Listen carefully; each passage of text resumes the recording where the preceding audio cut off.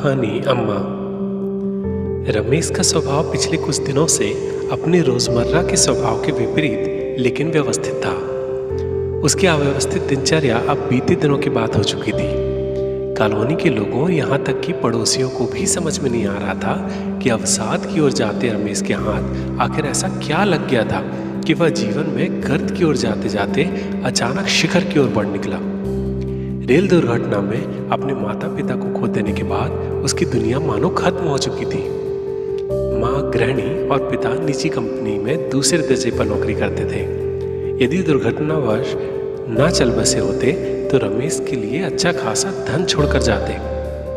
फिर भी पिछली 20 वर्षों की नौकरी में उसके पिता इतना छोड़कर गए थे कि रमेश को तत्काल अपनी फर्स्ट ईयर की पढ़ाई छोड़कर नौकरी करने की आवश्यकता नहीं थी।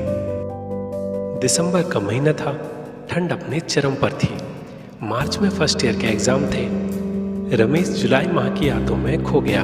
जब दुर्घटना के बाद रमेश को यकीन था कि वह फर्स्ट ईयर की परीक्षा नहीं दे पाएगा। ऐसा भी संभव था कि शायद वह आगे पढ़ाई ही ना कर पाए। अक्सर रमेश को अगस्त महीने की 8 तारीख याद आ जाया करती थी, जब वह अपने कमरे में बैठा अलमारी के एक खंड की ओर लगातार टकटकी लगाए देख रहा था। टकटकी लगी आंखें आंसुओं से डबडबा चुकी थी। अलमारी के उस खंड में एक और माता पिता की फोटो और उसी फोटो के बगल में कलकत्ता में स्थित दक्षिणेश्वर काली माँ की फोटो रखी हुई थी। अपने माता पिता की फोटो देखने के बाद रमेश पिछले 2 घंटे से केवल और केवल माँ काली की उस फोटो को देख रहा था, जिसे उसकी माँ अपने मायके जो कलकत्ता में था से लाई थी। ऐसा प्रतीत होता था जैसे अपने जीवन से हार चुका रमेश शिकायत भरी लेकिन दयनीय निगाहों से उस फोटो को देख रहा है। रात के यही कोई 8 बजे होंगे। बाहर तेज बारिश से सड़कें पानी से भर चुकी थीं, लेकिन अभी भी बारिश रुकने का नाम नहीं ले रही थी। रमेश को ऐसे लगा जैसे कोई उसे कांच की बड़ी खिड़की से देख रहा है। उसने यूं ही अलमारी से नजर हटाकर कांच की खिड़की से बाहर की ओर देखा। आंखों में हुई इस हरकत से उसकी आंखें जो डबडबा चुकी थीं छलक पड़ी। उसने झट से अपने हाथ से गीले गालों को साफ कर दिया। खिड़की के बाहर पोर्च के नीचे एक औरत खड़ी थी। एक बार तो उसे ऐसा लगा जैसे उसकी माँ ही खड़ी हो। बादल की गड़गड़ाहट के बीच पोर्च पर लगी हल्की लाइट के साथ साथ बिजली की चमक से उसका चेहरा बीच बीच में चमक जाता था। रमेश उठा और कमरे का दरवाजा खोल दिया। सामने उसकी माँ की तरह कद काठी की औरत उसे देख रही थी। रमेश, आप? महिला, तुमने मुझे पहचाना नहीं? रमेश, नहीं, शायद मैंने आपको पहले कभी नहीं देखा। महिला, हाँ, पहचानोगे भी कैसे? जब मैं तुमसे मिली थी तब तुम बहुत छोटे थे, शायद अपनी माँ की गोद में रहे होगे। मैं तुम्हारी माँ की दूर की बहन हूँ, तुम्हारी मासी। सीधे कलकत्ता से आ रही हूँ। तेज बारिश और बादलों की गड़गड़ाहट की आवाज़ के कारण दोनों को तेज आवाज़ में बात करना पड़ रहा था। रमेश ने कुछ देर उन्हें आश्चर्य से देखा, फिर उनके पास जाकर उनके पैर छुए। महिला, खुश रहो बेटा। रमेश, आप इतनी रात को इस बारिश में, और आपका सामान कहाँ है? मासी, मैं स्टेशन से आ रही हूँ। तुम्हारी माँ के बारे में सुना तो जल्दबाजी में ऐसे ही आ गई। रमेश आश्चर्य से उन्हें देखता रहा। स्टेशन से आप यहाँ कैसे आई? क्या कोई छोड़ने आया था? रमेश ने आसपास नजर घुमाकर देखते हुए कहा। मासी, ऑटो से आई थी, शायद तुमने ध्यान नहीं दिया होगा, वो मुझे छोड़कर चला गया। रमेश, ओह हाँ, मैं शायद किन्हीं की यादों में खोया था। रमेश फिर से उस दुर्घटना के बारे में सोचने लगा। मासी ने रमेश के सिर पर हाथ रखते हुए कहा, तुम चिंता ना करो, मैं आ गई हूँ ना, अब धीरे धीरे सब ठीक हो जाएगा। रमेश ने मासी को अंदर आने के लिए कहा।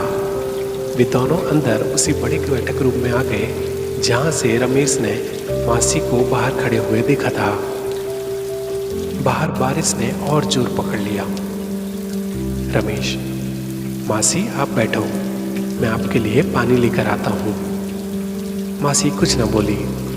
रमेश रसोई में गया और ट्रे में पानी लाकर मासी के सामने टेबल पर रख दिया। मासी अलमारी में रखी रमेश के माता पिता की तस्वीर देख रही थी। रमेश भी उस तस्वीर को देखते हुए सोफे पर बैठ गया। उस रात लगभग 11 बजे तक उसने अपनी मासी से माँ के बारे में बातें की। इतने दिनों बाद रमेश ने अपने दिल का दर्द किसी के साथ बांटा था। रमेश अपनी माँ को कभी कभार प्यार से अम्मा कहता था। मासी से मिलकर उसे ऐसा लगा जैसे उसे अपनी माँ मिल गई हो। इतना प्रभावित करने वाला व्यक्तित्व उसने पहले कभी भी नहीं देखा था। रमेश उनसे इतना प्रभावित हुआ कि मासी से माँ की बातें करते करते उसने उन्हें अम्मा कहने की अनुमति भी ले ली। रमेश ने मासी को, जिसे वह अम्मा कह रहा था, पूरा घर घुमाया। घर में जिस कमरे में मंदिर रखा था वह कमरा अम्मा को सबसे अधिक पसंद आया। उस कमरे में अक्सर रमेश की माँ बैठा करती थी और दोपहर को जब रमेश के पिता ऑफिस चले जाते और रमेश स्कूल चला जाता तो उस वहीं सामने रखे पलंग पर बैठकर मंदिर की ओर देखती रहती थी। वह बहुत ही धार्मिक प्रवृत्ति की महिला थी। मासी ने रमेश को आश्वस्त किया कि जब तक वह अपने जीवन में आगे नहीं बढ़ जाता तब तक वह उसके साथ ही रहेगी। रमेश खुश था। रमेश ने अपनी माँ के कपड़े मंदिर वाले कमरे, जिसमें कि अब मासी रहने वाली थी, में रख दिए और अपने कमरे में सोने चला गया। इतने दिनों बाद उस 8 जुलाई की रात रमेश को अच्छी और गहरी नींद आई थी। जब वह सुबह उठा तो वह बहुत खुश था। उठकर उसने जल्दी जल्दी नाश्ता बनाया और 2 प्लेट लेकर मासी, जिसे वह अम्मा कह रहा था, कि कमरे में चला गया।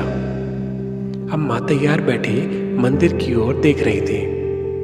रमेश ने 1 प्लेट अम्मा के सामने रख दी और दूसरी प्लेट से खुद नाश्ता खत्म किया। रमेश, अम्मा, इतने दिनों से मैं कॉलेज नहीं गया। मुझे लगता है अब मुझे पढ़ाई पर ध्यान देना चाहिए। सोच रहा हूँ कि आज से कॉलेज जाना शुरू कर दूँ। अम्मा ने सहमति में सिर हिला दिया। रमेश ने जल्दी जल्दी नाश्ता खत्म किया और रसोई की ओर बढ़ गया। 10 बजे तक रमेश ने खाना बनाया, खुद तैयार हुआ और जाते समय अम्मा के पैर छूते हुए निकल गया। रमेश ने निश्चय कर लिया था कि वह अम्मा से रसोई का कोई भी काम नहीं कराएगा। रमेश के लिए अम्मा का घर में होना ही सबसे महत्वपूर्ण था। उसे अब सिर्फ डर था तो केवल इतना कि कहीं अम्मा जाने के लिए न कहने लगे। अम्मा ने रमेश से कह रखा था कि उन्हें उस घर के अलावा अकेले बाहर कहीं भी जाने की इच्छा नहीं है। इसलिए जब भी रमेश बाहर जाए तो जाते समय घर के बाहर का दरवाजा लगाते हुए जाए। इतने समय में रमेश समझ चुका था कि अम्मा ने जो कह दिया वह उसमें कोई भी संशोधन नहीं चाहती थी। इसलिए इस बारे में उनसे कुछ ज़्यादा कहने से कोई फायदा नहीं होने वाला था। उसने अच्छे बच्चे की तरह ही बात मानी और अब वह जब भी घर से बाहर जाता घर में बाहर से ताला लगा कर जाता था। समय बीतते बीतते दिसंबर का महीना आ गया। पोर्च के दोनों ओर गार्डन था। रमेश के घर के सामने लगभग 40 फीट की जगह थी, जिसके बीच में 12 बाई 15 फीट का पोर्च था। दोनों ओर के गार्डन और पोर्च के सामने की जगह को तारों की बाड़ से सुरक्षित किया गया था। कॉलोनी में लगभग इसी तरह के एक जैसे मकान बने थे। ज़्यादातर कॉलोनियों की तरह ही इस कॉलोनी में भी लोग आपस में ज़्यादा संबंध नहीं रखते थे। रविवार सुबह रमेश अम्मा के साथ पोर्च के बाईं ओर गार्डन में बैठा था। 2 फाइबर की कुर्सियों के बीच में फाइबर की ही टेबल रखी हुई थी, जिसमें सुबह का नाश्ता जो रमेश के द्वारा ही बनाया गया था रखा गया था। रमेश, अम्मा, तुम्हें पता है मम्मी पापा के जाने के बाद मुझे तो लगा था कि अब मैं बच ही नहीं पाऊंगा। प्रत्येक दिन मैं यही राह देखता था कि कब मेरा अंतिम दिन होगा और मैं उनके पास पहुंच जाऊंगा। अम्मा ने अपने मुंह पर उंगली रखकर इशारा किया, कैसे नहीं बोलते। रमेश मुस्कुरा दिया। रमेश, अम्मा, वो सामने बगल वाले शर्मा जी है ना, वो जो बाहर अपने बगीचे में पानी डाल रहे हैं। वे कहते थे कि इस तरह यदि तुम अकेले रहकर सिर्फ सोचते रहोगे तो अवसाद में चले जाओगे। इसलिए लोगों से मिला करो, बात किया करो और अपने जीवन में आगे बढ़ने के लिए प्रयास करो। अम्मा बोली, वो सही तो कहते हैं। जीवन में कभी कभी ऐसी परिस्थितियां आ जाती हैं जब लगता है कि सब कुछ खत्म हो गया। वास्तव में ऐसी परिस्थितियों को लोग स्वीकार नहीं कर पाते और अपने जीवन के उद्देश्य को खो देते हैं। लेकिन जो लोग परिस्थितियों को स्वीकार कर लेते हैं और उन परिस्थितियों के साथ जीना सीख लेते हैं, वे आगे बढ़ जाते हैं। रमेश, मेरे जीवन में मैं आगे ही नहीं बढ़ पाता यदि आप ना आती।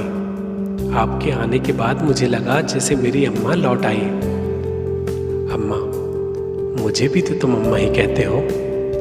रमेश, हाँ हाँ, तुम मेरी अम्मा ही तो हो। वैसे अम्मा, परीक्षा के 3 महीने बचे हैं। सुना है इस बार मार्च में परीक्षा होगी। अम्मा, तैयारी हो गई तुम्हारी? रमेश, नहीं अम्मा, अभी कहाँ, लेकिन हाँ, अब लगता है कि मार्च तक अच्छी तैयारी हो जाएगी। तभी शर्मा जी ने अपने बगीचे में सिंचाई करते हुए रमेश की ओर देखकर हाथ हिलाया। मकानों में पर्याप्त दूरियां थीं, इसलिए बिना तेज आवाज लगाए बातें नहीं की जा सकती थी। शर्मा जी जोर से चिल्लाते हुए बोले, रमेश, तुम ठीक तो हो ना? रमेश, हाँ अंकल, अब बिल्कुल ठीक हूँ। रमेश, अम्मा, यही शर्मा जी हैं। ये अक्सर ऐसे ही कभी कभी बात कर लिया करते हैं, अच्छे आदमी हैं। अम्मा ने शर्मा जी की ओर देखा। शर्मा जी जोर से चिल्लाते हुए बोले, रमेश, कॉलेज जाने लगे हो क्या? रमेश जोर से बोला, हाँ अंकल, अब जाने लगा हूं। रमेश ने पुनः अम्मा की ओर देखा और मुस्कुरा दिया। शर्मा जी कुछ देर देखते रहे, फिर पता नहीं उन्हें क्या हुआ, वे अंदर चले गए। रमेश, अम्मा, तुम्हारी खाने की खुराक बहुत कम है, पता ही नहीं चलता कि तुमने खाया भी है या नहीं। रमेश की बात पर अम्मा मुस्कुरा दी। रमेश ने नाश्ते की प्लेट उठाई और रखने के लिए अंदर चला गया। समय बीतता गया। मार्च में परीक्षा हुई और मई में रिजल्ट आ गया। रमेश ने रिजल्ट देखा और लौटते समय मिठाई का डिब्बा लेते हुए घर आ गया। रमेश ने घर का ताला खोला और खुशी से चिल्लाता हुआ घर में घुसा। अम्मा, अम्मा देखो, मैं फर्स्ट क्लास पास हुआ हूँ। रमेश ने सारा घर देखा और आखिरी में मंदिर वाले कमरे में गया, जहां अम्मा मंदिर की ओर मुंह करके बैठी मुस्कुरा रही थी। रमेश, अच्छा तो तुम यहाँ बैठी हो? देखो अम्मा, मैं फर्स्ट क्लास में पास हो गया हूँ। रमेश ने अम्मा के पैर छुए और उनके बगल में पलंग पर बैठ गया। अम्मा ने रमेश के सिर पर हाथ रख दिया और कहा, सदा ऐसे ही खुश रहो बेटा। रमेश, अम्मा, जब तक तुम यहाँ रहोगी तब तक मैं ऐसे ही खुश रहूंगा। कहते हुए रमेश ने अम्मा को गले से लगा लिया। अम्मा ने ममता भरे स्वर में कहा, मेरा बेटा। रमेश इतना भावुक हो गया कि उसकी आंखों से आंसू निकल पड़े। समय बीतते देर न लगी। फर्स्ट ईयर की तरह ही बाकी के दोनों वर्षों में भी रमेश ने फर्स्ट क्लास में परीक्षाएं पास की। रमेश की दिनचर्या बन चुकी थी। सुबह सुबह अम्मा के साथ नाश्ता करना, दोपहर और रात्रि का भोजन करना और दिन भर में उसके साथ होने वाली प्रत्येक घटना को अम्मा के साथ सोने से पहले साझा करना। और हाँ, रविवार की सुबह का नाश्ता अम्मा के साथ गार्डन में बैठकर करना। रमेश अम्मा के साथ जीवन जीने में इतना मशगूल हो गया था कि पहले जिस तरह वह कभी कभार पड़ोसियों से बात कर लिया करता था, अब वह भी बंद हो गई थी और कब बंद हो गई उसे पता भी नहीं चला। लेकिन हाँ, कॉलेज और बाहरी दुनिया में अब उसके पहले से अधिक दोस्त थे, लेकिन वे भी केवल घर के बाहर तक ही सीमित। ग्रेजुएट हुए रमेश को 6 माह बीत चुके थे। चूंकि अब रमेश को नौकरी करने की इच्छा थी, इसलिए वह पोस्ट ग्रेजुएट प्राइवेट में ही करना चाहता था। पिछले 6 माह से रमेश समाचार पत्रों में विज्ञापित होने वाली नौकरियों को देख रहा था, जिसके बारे में उसने अम्मा से अभी तक कुछ भी नहीं कहा था। एक दिन रमेश कमरे में अकेला बैठा बंद टीवी की ओर देख रहा था। नौकरी पाने के लिए उत्सुक रमेश आज निराश बैठा था। पिछले 6 माह में वह 7 इंटरव्यू दे चुका था, लेकिन उसे सफलता प्राप्त नहीं हुई थी। कमरे में बैठे बैठे ही शाम हो गई। रात के लिए खाना बनाने के बाद वह अम्मा को बुलाने के लिए मंदिर वाले कमरे में गया। अम्मा उसे देखकर मुस्कुराने लगी, लेकिन रमेश ने आज उसकी मुस्कुराहट का जवाब हमेशा की तरह मुस्कुरा कर नहीं दिया। वह अम्मा को बुलाकर खाने की टेबल पर आ गया था। रमेश के खाना खाने के बाद अम्मा ने कहा, क्या बात है बेटा, आज तुम उदास दिख रहे हो? रमेश, कुछ नहीं अम्मा, बस यूं ही। अम्मा ने कुछ नहीं कहा। शायद वह रमेश के पुनः बोलने का इंतजार कर रही थी और रमेश के चेहरे को बहुत देर तक देखती रही। कुछ देर बाद रमेश ने लंबी सांस ली और फिर बोला, अम्मा, मैं पिछले 6 माह से नौकरी के लिए प्रयास कर रहा हूँ। ना जाने क्या हो जाता है कि इंटरव्यू अच्छा देने के बाद भी मैं नौकरी पाने में असफल हो जाता हूँ।